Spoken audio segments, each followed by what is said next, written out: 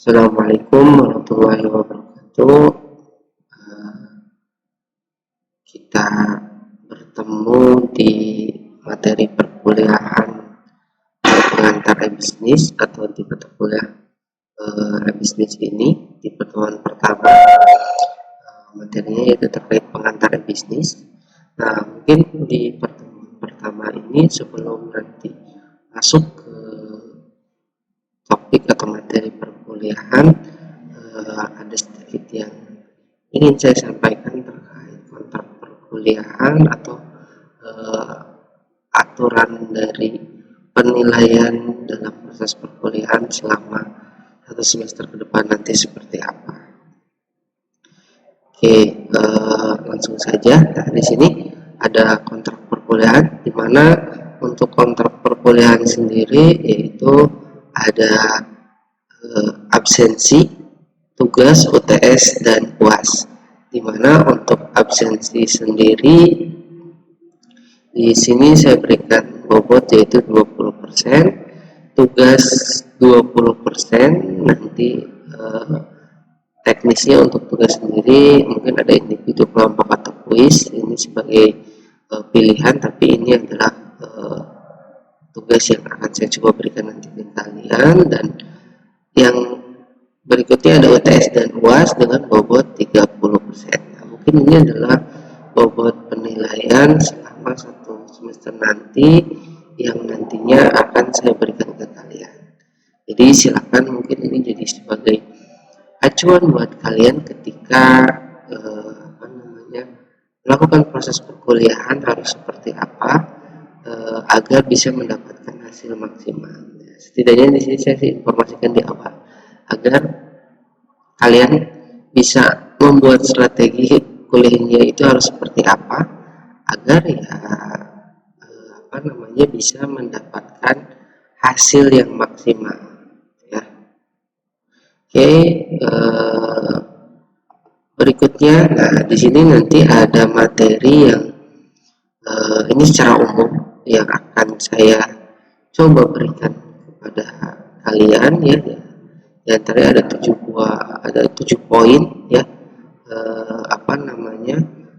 yang akan kita bahas selama satu semester nantinya, yang mungkin nanti dalam satu semester ini dari ke-7 materi ini akan kita kembangkan menjadi 14 kali pertemuan, yang di setiap pertemuan nanti akan ada bahasan tersendiri. Seperti di awal ini kita coba bahas terkait pengantar dari bisnis, itu seperti apa. Nah, oke. Di awal di sini ada perbedaan e-commerce dengan e-bisnis, ya. Apa sih perbedaan e-commerce dengan e-bisnis, ya? Yang pernah kalian ketahui atau yang pernah kalian dengar, gitu ya? Karena memang antara e-commerce dengan e-bisnis itu pasti akan saling berkaitan, biasanya seperti itu, ya. Nah, jadi kalau pengertian dari e-commerce sendiri itu adalah transaksi perdagangan barang atau jasa melalui media elektronik. Jadi di e-commerce itu kita menawarkan atau menjajakan sebuah dagangan kita, ya, baik berupa barang atau jasa yang memang sudah kita dagangkan atau jajakan dagangan kita itu melalui media elektronik, gitu ya. Sudah secara online lah istilahnya seperti itu. Karena agar bisa lebih mudah dijangkau oleh orang-orang banyak. Karena di saat sekarang ini kan ya memang kebutuhannya sudah seperti itu, gitu ya. Nah, jadi e-commerce itu, contoh-contoh e-commerce kan banyak ya untuk saat ini, ya. Di antaranya ada Tokopedia, ada Shopee, ada Blibli.com, gitu ya. Itu adalah e-commerce yang memang sudah ada di Indonesia khususnya, gitu ya. Yang memang sudah punya cukup banyak pengguna. Jadi e-commerce sendiri sebenarnya kan hampir sama seperti sebuah mall kalau kita ibaratkan, di mana mall itu kan ada gedung, di dalam gedung mall tersebut banyak stand-stand atau toko-toko yang bisa disewa oleh para pedagang nantinya atau penjual gitu ya. Nah, e-commerce pun sama seperti itu. Jadi ketika kita ingin melakukan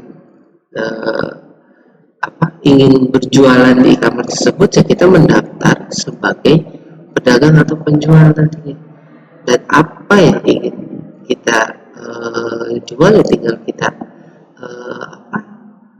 tampilan saja nanti di toko kita masing-masing. Apa sih bedanya dengan e-commerce dengan mall, katakanlah seperti itu. Ya intinya sih kalau dengan e-commerce sendiri, kita tidak ada biaya sewa tempat istilahnya, yang memang kan biasanya kalau kita harus nyewa tempat di mall pasti kan dalam sebulan atau setahunnya itu harus biayanya berapa, mungkin tidak sedikit ya. Nah tapi kalau dengan e-commerce ini, ya intinya sih kita tinggal membuat akun untuk sebagai pedagang, lalu memenuhi syarat-syaratnya seperti apa, dan tidak ada istilahnya sewa tempat, tapi lebih ke ya pembagian dari persentase keuntungannya nanti. Misalkan produk yang kita jual itu harganya berapa, nanti berapa persen untuk kita, berapa persen untuk e-commerce-nya tersebut gitu ya. Kan kalau di mall ya setelah kita sewa tempat, ya udah kan keuntungannya memang 100% untuk si penjual. Tapi kalau di e-commerce karena tidak ada sewa tempat, maka keuntungannya mungkin akan ada persentase antara penjual dengan e-commerce tersebut seperti apa. Ya dengan adanya e-commerce ini sendiri pun kan lebih memudahkan, lebih meringankan dari sisi pembiayaan, karena kita tidak harus mengeluarkan biaya sewa yang lumayan banyak gitu ya. Dan yang bisa melihat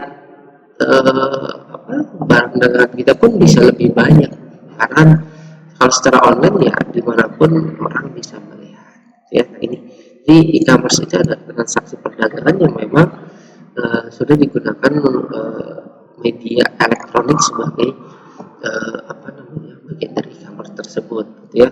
Nah dengan media elektronik, kapanpun, jam berapapun, dimanapun ya kita bisa mengakses e-commerce tersebut gitu ya.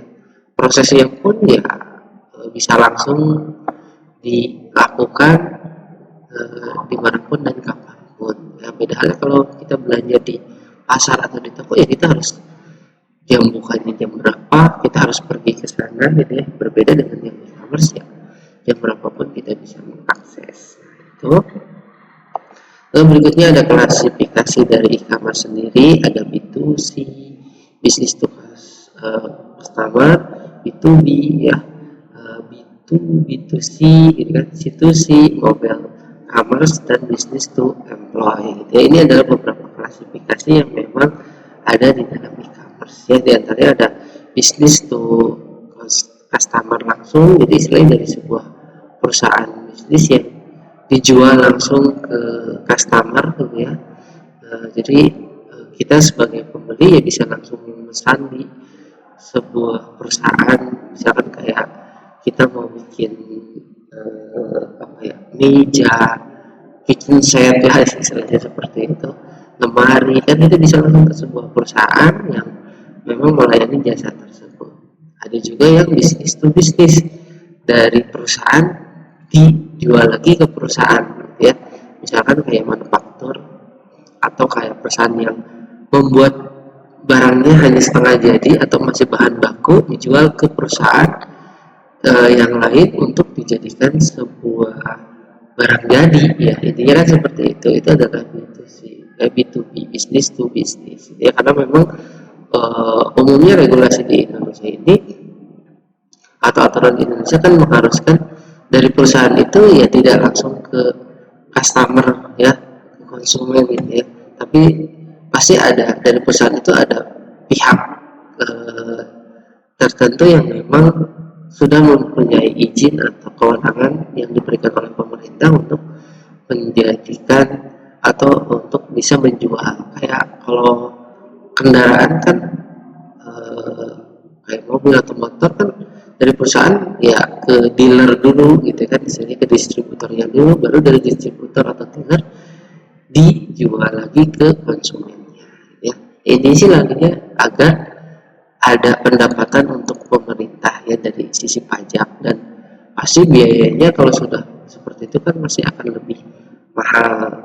Kalau bisa dari perusahaan langsung pasti biayanya akan lebih murah gitu ya. Intinya seperti itu.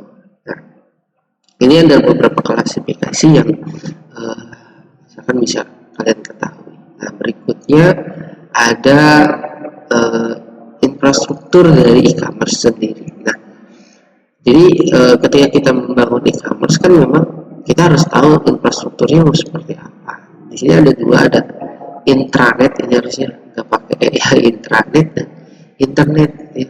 Dimana kalau untuk internet sendiri kan ini pasti memang umum atau sudah familiar dengan kita ya, yang memang bisa setiap harinya kita itu ya menggunakan atau mengakses internet ya. Nah, kalau intranet sendiri adalah memang sama jaringan juga yang memang menghubungkan antara satu bagian dengan bagian yang lain, tetapi secara lokal saja gitu ya. Nah, kalau ini kan mungkin kebetulan untuk sebagai pengelola e-commerce atau di dalam satu perusahaan tertentu yang hanya boleh diakses di dalam perusahaan tersebut gitu ya. Jadi tidak bisa diakses di mana saja. Itu adalah infrastruktur dari intranet yang bisa saling terhubung, tanpa adanya internet pun bisa terhubung di dalam satu jaringan yang sama gitu ya. Mungkin bisa itu kebutuhan untuk internal dari perusahaan. Beda halnya dengan yang internet ya, dimanapun kita sudah bisa mengaksesnya ya, sesuai dengan kebutuhan. Yang penting kita ada koneksi dari internet. Nah, ini infrastruktur dari e-commerce ya, yang sepintas bisa kita bahas, karena memang banyaklah teknologi sekarang yang mendukung kebutuhan dari e-commerce sendiri itu harus seperti apa ya. Nah, berikutnya ada 5 area pendukung dari e-commerce ya. Ada manusia, kebijakan publik, marketing, layanan pendukung, dan hubungan bisnis ya. Kalau manusia ini adalah sebagai pengelolanya gitu ya, orang yang mengurus atau bertanggung jawab untuk mengelola dari e-commerce-nya itu seperti apa. Seperti kalau kita bagian dari e-commerce-nya ya mengelola bagaimana sistem e-commerce itu bisa berjalan dengan baik gitu ya, tidak ada masalah. Kalau sebagai penjual atau pedagang ya bagaimana kita memberikan layanan yang baik atau memberikan kualitas yang bagus terhadap dagangan atau jasa yang kita berikan gitu ya. Dan kalau kita pembeli ya sama gitu, istilahnya kita juga bertanggung jawab dalam artian memberikan penilaian yang baik untuk e-commerce tersebut. Nah, itu adalah manusia. Yang berikutnya adalah kebijakan publik. Nah, ketika kita membuat sebuah e-commerce pun kita ya harus bisa mengikuti kebijakan publik atau aturan-aturan yang ada di wilayah tersebut ya. Katakanlah di Indonesia aturan untuk bisa membuat sebuah e-commerce itu seperti apa. Kalau misalkan di luar dari Indonesia, di Singapura atau di Malaysia, aturannya itu seperti apa ya. Nah, itu adalah kebijakan-kebijakan yang memang harus disesuaikan ya. Karena kalau tidak sesuai dengan kebijakan dari wilayah atau negara tersebut, maka aksesnya kan bisa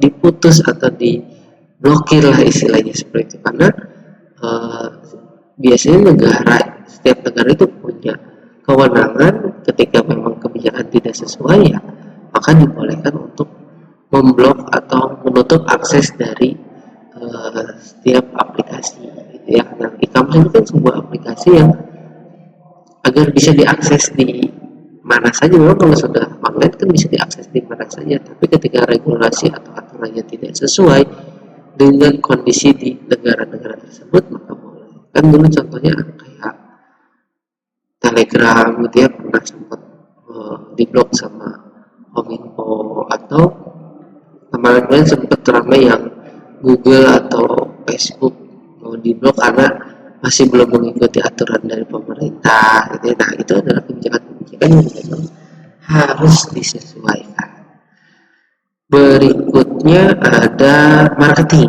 Nah, jadi marketing ini adalah salah satu area pendukung juga di dalam e-commerce, dalam artian ya untuk mempromosikan, karena promosi ini dirasa cukup penting ya, atau sangat penting ya, karena dengan adanya promosi ini semua orang bisa tahu kalau oh di e-commerce ini tuh ada ini ada misalkan ada promo apa, ada eh, apa fitur-fiturnya seperti apa gitu kan. Nah, itu sangat penting ya, bisa kita lihat kayak Shopee, Tokopedia itu adalah e-commerce yang sudah lumayan cukup besar di Indonesia, banyak penggunanya, tapi kan mereka tetap melakukan iklan gitu kan di televisi gitu ya, agar ya orang-orang benar-benar bisa mengetahuinya gitu ya. Karena kalau tidak seperti itu, dampaknya ya mungkin orang atau para pengguna akan beralih ke e-commerce yang lain, karena kan banyaknya e-commerce. Nah, dengan adanya marketing atau promosi, semakin banyak orang mengetahui, maka akan semakin banyak orang tertarik nantinya ya. Nah, berikutnya ada layanan pendukung. Nah, e-commerce pun kalau saya ibaratkan sama seperti mall ya. Di setiap mall itu kan pasti ada layanan pendukung seperti fasilitas di mall seperti apa ya, kemudahan aksesnya ya, kenyamanan dari pengunjung dan penjualnya seperti apa. Nah, sama e-commerce pun seperti itu, layanan pendukung seperti oh kalau misalkan mau transaksi atau membeli barang itu prosesnya harus seperti apa, mudah apa enggak. Oh kalau misalkan mau ada proses pengembalian barang itu seperti apa, mudah atau enggak gitu ya. Karena layanan-layanan itu yang memang dibutuhkan juga oleh para pedagang atau pengguna atau pengunjung gitu ya, dengan merasa dimudahkan dengan fitur-fitur yang tidak menyulitkan, maka apa pengunjung pun akan dengan mudah menggunakan, maka pasti tidak akan beralih ke e-commerce yang lain. Karena kan ada e-commerce yang gulung tikar juga kalau nggak salah seperti JDID, karena memang tidak ada pengunjung yang menggunakan e-commerce tersebut gitu ya. Yang jualnya ada tapi nggak ada proses transaksi, akhirnya tidak ada pemasukan untuk e-commerce tersebut gitu ya. Nah, berikutnya adalah hubungan bisnis. Jadi sebagai pengelola e-commerce kita pun harus menjaga hubungan bisnis dengan para pedagang, dengan para pembeli gitu ya. Jadi dalam artian pedagang merasa terlayani dengan baik dengan fitur-fitur atau fasilitas yang dimudahkan, dan pembeli pun sama gitu ya, dia menerima kualitas-kualitas yang baik. Karena kadang ketika hubungan bisnis tidak bagus atau ada pedagang-pedagang yang tidak bagus lah istilahnya, maka yang kena dampak kan e-commerce-nya sendiri. Oh, belanja di e-commerce tersebut nipu terus gitu ya istilahnya. Padahal kan yang salah itu yang penjualnya, tapi tetap dampaknya ada e-commerce. Nah, itu mungkin yang harus dijaga antara pengelola e-commerce dengan pedagang dan pedagang dengan pembeli, agar sama-sama merasa diuntungkan dengan adanya hubungan yang cukup baik. Nah, ini adalah 5 area pendukung dari e-commerce yang mungkin menjadi bagian dari e-commerce tersebut. Nah, berikutnya ada e-bisnis. Pengertian dari e-bisnis adalah kegiatan bisnis secara otomasi atau semi otomasi via sistem elektronik. Perusahaan dapat berhubungan dengan sistem pemrosesan data internal eksternal secara lebih efisien dan fleksibel. E-commerce adalah bagian dari e-bisnis. Nah, intinya sih ketika sudah berbicara terkait e-bisnis, maka sebuah kegiatan bisnis yang memang dilakukan secara otomatis melalui sistem elektronik gitu ya. Jadi sebuah bisnis perdagangan yang dilakukan, yang dikelola, yang dilakukan menggunakan media elektronik atau sistem elektronik ya. Nah, e-commerce sendiri adalah bagian dari e-bisnis ya. Jadi bisnis yang dilakukan secara otomatis menggunakan sistem elektronik. Jadi dengan sistem elektronik ini, maka setiap orang bisa melakukan bisnis kapanpun di mana ya, jam berapapun ya, tanpa ada terkendala waktu, jarak gitu ya. Tidak seperti yang memang kegiatan bisnis yang dilakukan secara langsung ya, mungkin lebih memudahkan. Nah, berikutnya juga ada di sini ada supply chain management gitu ya. Jadi sebenarnya supply chain management ini sendiri adalah nanti ada bahasanya tersendiri di salah satu topik materi perkuliahan kita ya. Ini secara gambaran umumnya suatu aliran gitu ya, barang, informasi, uang, jasa ya, dari melalui para penyalur dari pabrik, gudang sampai ke pelanggan akhir. Jadi maksudnya adalah jadi aliran bisnisnya itu dari proses awal, dari barang baru bahan baku jadi barang setengah jadi sampai barang jadi sampai barang tersebut ke pengguna akhir gitu ya. Intinya sih maka setiap bagian-bagian tersebut saling membutuhkan intinya gitu ya. Kalau kita ibaratkan kayak bala-bala gitu ya gampangnya gitu ya. Nah, ketika mau bikin bola kan kita butuh bahan baku yang lain, harus ada sayurannya, harus ada tepung dan sebagainya, minyak misalkan seperti itu ya. Dan setiap barang tersebut kan punya produsen masing-masing juga gitu ya, yang memang kita butuhkan. Jadi intinya dari satu bisnis itu memang membutuhkan bisnis yang lainnya juga gitu ya. Nah, supply chain management ini dia membantu atau mengelola, mengatur kebutuhannya ini sampai jadilah barang ke pelanggan akhir. Contohnya itu, nah ini nanti kita bahas komponen dari supply chain sendiri, ada upstream, internal sama downstream.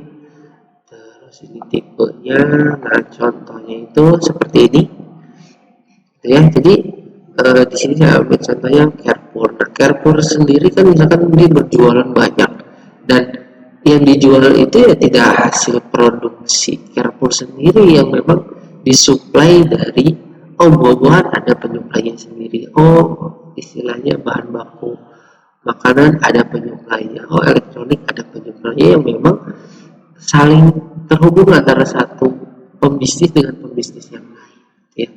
Maka di dalam Carrefour itu banyak prosesnya yang dilakukan dari satu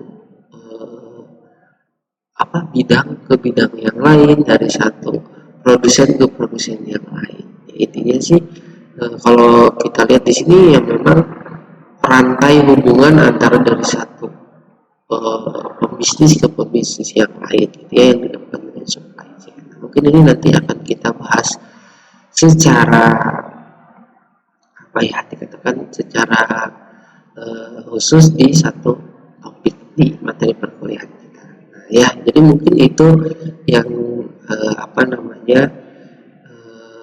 bisa saya sampaikan di materi pengantar bisnis ini gitu ya, dengan harapan ya bisa memberikan gambaran apa yang memang bisa kalian dapatkan. Ya, intinya sih seperti itu. Nah, mungkin di akhir ini, sebelum saya akhiri, saya ingin memberikan satu diskusi dengan kalian. Jadi tolong silakan nanti ada dua pertanyaan dari saya yang bisa kalian jawab. Tolong kalian jawab. Yang pertama adalah seperti tadi di awal, apa sih perbedaan antara e-commerce dengan e-bisnis? Nah, itu silakan nanti kalian jelaskan ya